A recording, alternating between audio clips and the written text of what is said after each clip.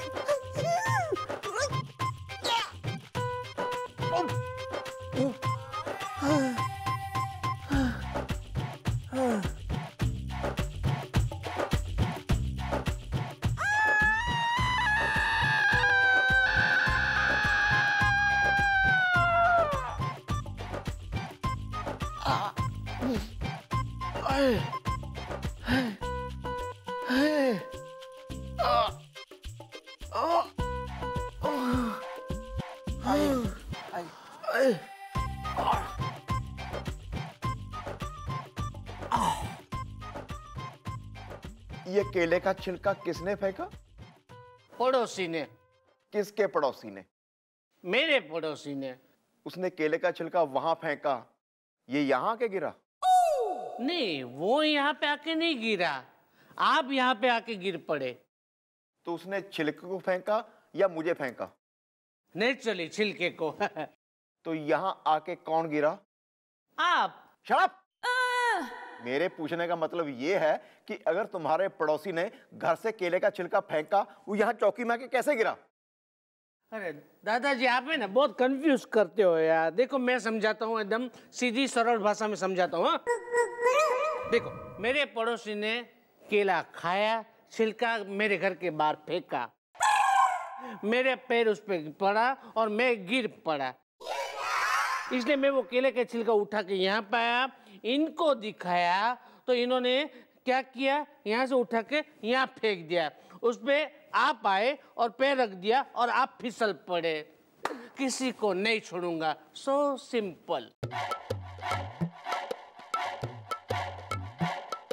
Sorry senior हवलदार गोपी जी, मुझे अंदाजा नहीं था कि आप इतना गिर जाएंगे। अरे भाई वो सब है ना, छोड़ो। पहले मेरे को ये बताओ कि पहले भी मैं यहाँ पे आया था मेरे पड़ोसी के खिलाफ एफआईआर लिखवाने के लिए, अब भी मैं उसके खिलाफ एफआईआर लिखवाने यहाँ पे आया हूँ, तो आप लोगों ने अब तक उसके खिलाफ एक्शन क्यों नहीं ली, उसकी वाइट क्यों नहीं लगा दी? किसी को नहीं छोड़ूंगा। हम पुलिस वाले हैं, समझा? हम इतने वेले हैं क्या ये केले के छिलके की रिपोर्ट लिखेंगे? चलो भागो यहाँ से। अरे हार्ड नहीं, मैं ना तुम दोनों को छोड़ूंगा नहीं, तुम्हारा सीना है ना छलनी छलनी कर दूंगा मैं। क्या कर रहे हो? रुको। मेरे भैया के सीने पे गोली चलाने से पहले तुम्हें मेरे सीने पे गोली चलानी पड़ेगी। चलाओ गोली। ओके।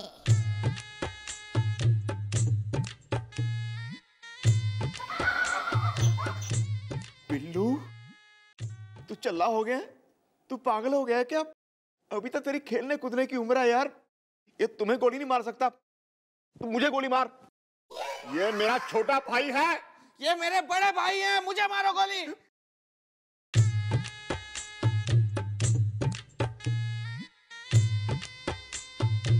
भैया, मरने के लिए तैयार हो जाओ तुम दोनों।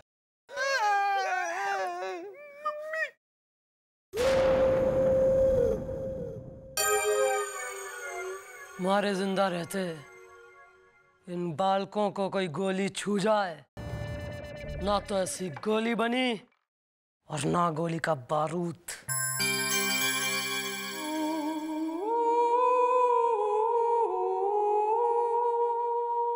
नहीं मैडम नहीं, आप सामने से हट जाइए मैडम, ये आदमी पागल हो गया है मैडम, ये गोली चला देगा मैडम। हाँ मॉम, सॉरी मैडम, आप हट जाइए प्लीज, आपको कुछ हो गया तो नहीं, प्लीज आप हट जाइए।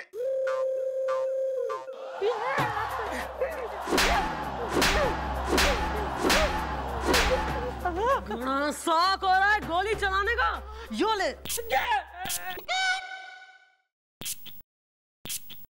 पिचकारी, मैं थोड़ी गन लेके घूमूंगा मैडम, अरे मैं तो है ना एकदम मामूली इंसान हूँ। आप लोग है ना मेरे वो पड़ोसियों के खिलाफ कोई एक्शन नहीं ले रहे थे ना, इसलिए मैंने ये बंदूक लेके आया आप लोगों को डराने के लिए। किसी को नहीं छोड़ूंगा।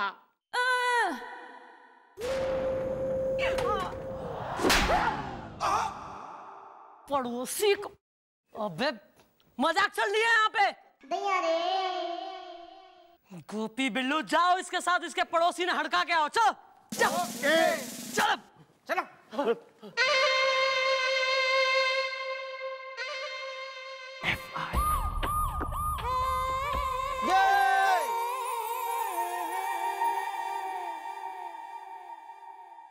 Good morning madam. Good morning Billu, how are you? Madam commissioner साहब का फोन अरे आया। यार एक मिनट, कमिश्नर साहब का तो और काम क्या है, फोन ही आता रहे है ना। और तू भी, अभी तो मैं आई हूँ और तूने जो है ऑफिशियल बातें शुरू कर दी। जस्ट रिलैक्स रहो यार, काम करने आते हैं चौकी में बस। हम भी इंसान हैं, जरा एक प्लेजेंट्रीज एक्सचेंज हो, कुछ आप हमारी पूछो कुछ हम आपकी सुने, तब तो मजा आए कि हाँ भाई। पता नहीं यार।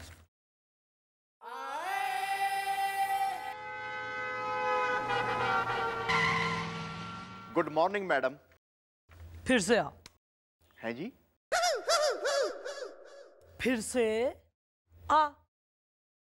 अब तो लेकिन जी मैं नॉर्मल आया हूँ। तभी तो कह रही हूँ कि सीटी बजाते हुए बांदर की तरह से उछलते कूदते हुए गोप्स स्टाइल में फिर से आ। हाँ, मन में एहसास हो गया है कि जिंदगी की मस्ती मजाक छेड़छाड़ जिंदगी का नमक है। और जिस तरह खाने में से अगर नमक निकाल दिया जाए तो खाना बिल्कुल फीका बेस्वाद हो जावे है ना, उसी तरह अगर जिंदगी में से मस्ती मजाक निकाल दिया जाए तो जिंदगी नीरस हो जावे।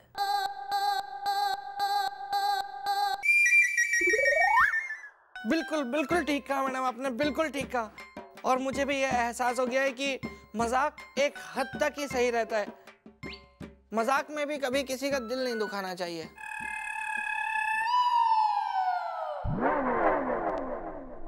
अरे इसलिए तो कह रही हूँ मिस्टर गोपीनाथ गंडोत्रा, तुम भी हमारी भावनाओं को ठेस ना पहुंचाते हुए जोकर की तरह से एंट्री लो, ताकि मैं इरिटेट हूं और तेने धमकाऊं।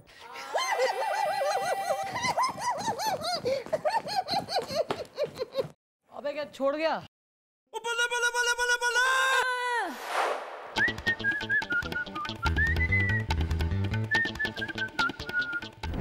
Well mom, good morning. आ गया है आपका गोपी इज़दा, जिसने पहनी है कानून की टोपी इज़दा।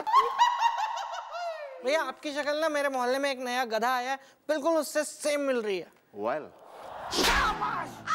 बस स्टार्ट हो गई चकल्लस, हो गई बेकार की बातें शुरू।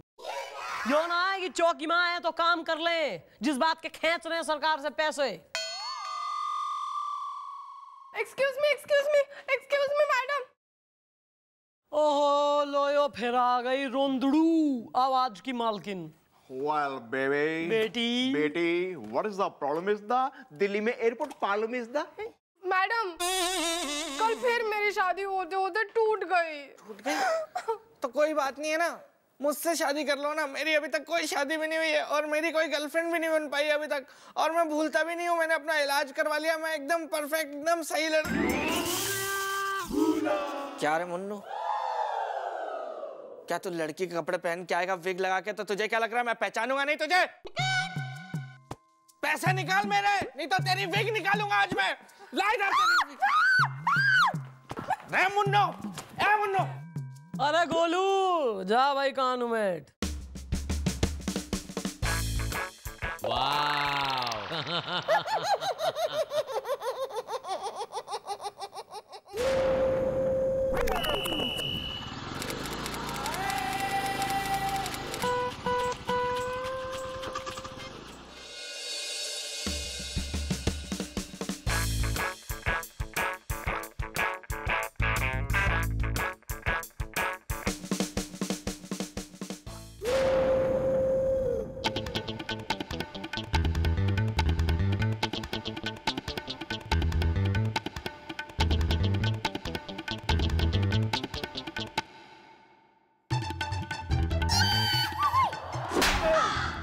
नहीं मैं इंजन हो रही हूँ, इंजन हूं मैं ट्रेन का।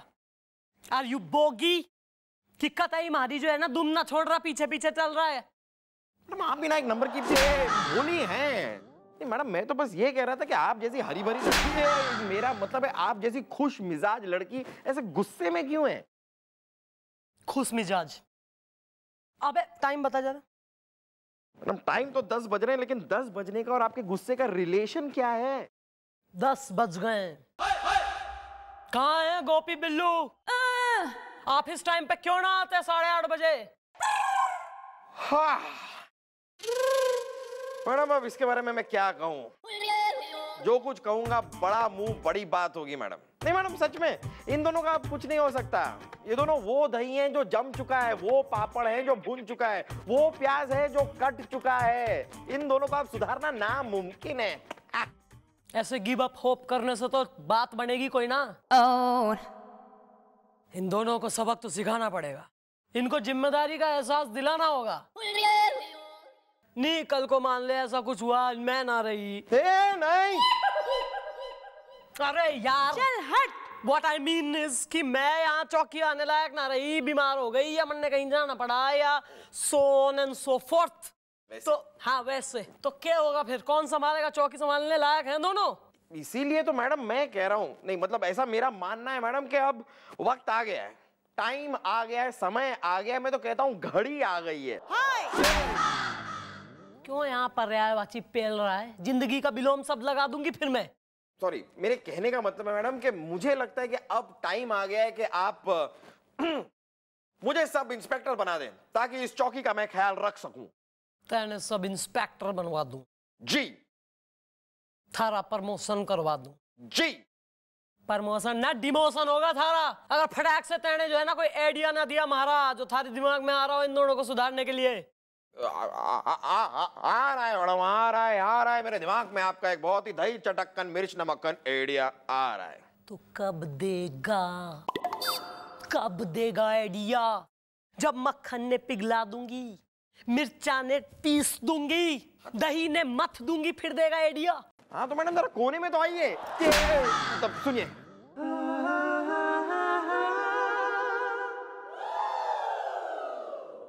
It's a pretty good idea. Thank you.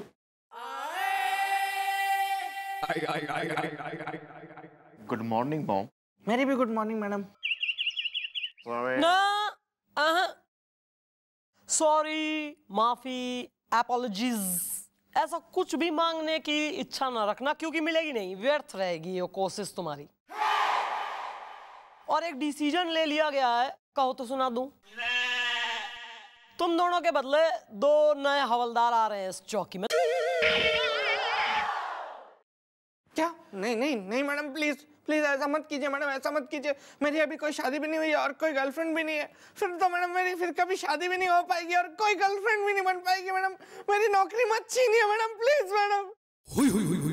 या मॉम फॉरगेट मी।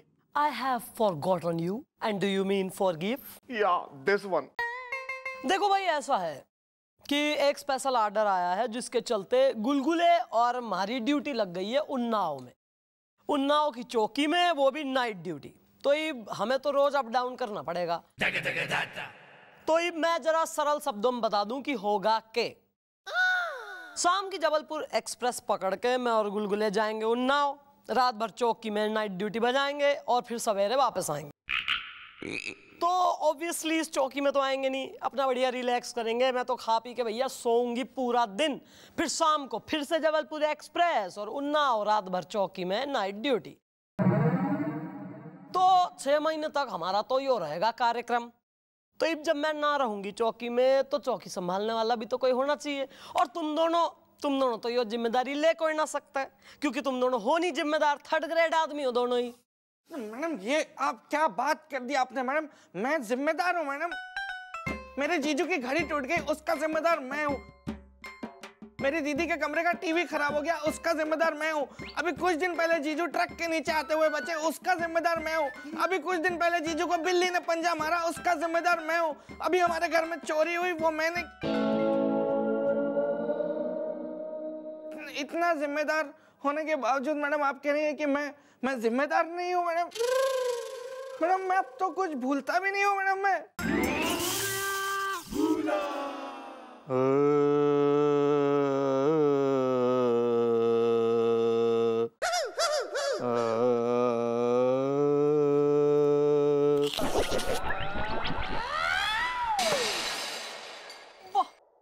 कुछ हुआ था क्या? मॉम, आज तक आपने हमें फूलों के पालने पे झुलाया है, खटमल के मतलब मखमल के बिछोने पे सुलाया है। आज तक आपने हम पे नहीं डाली कोई जिम्मेदारी इज़्दा, इसलिए हम नहीं कर पाए कोई तैयारी इज़्दा।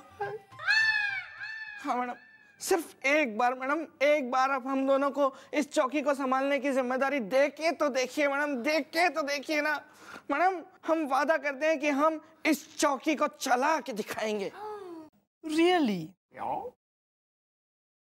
मैडम मुझे लगता है कि ये लोग इतना कॉन्फिडेंटली ये कह रहे हैं तो एक मौका तो बनता है। तो ठीक है, ऐसा कर लो, कल से चौकी तुम दोनों संभाल लो, हम भी देख लें।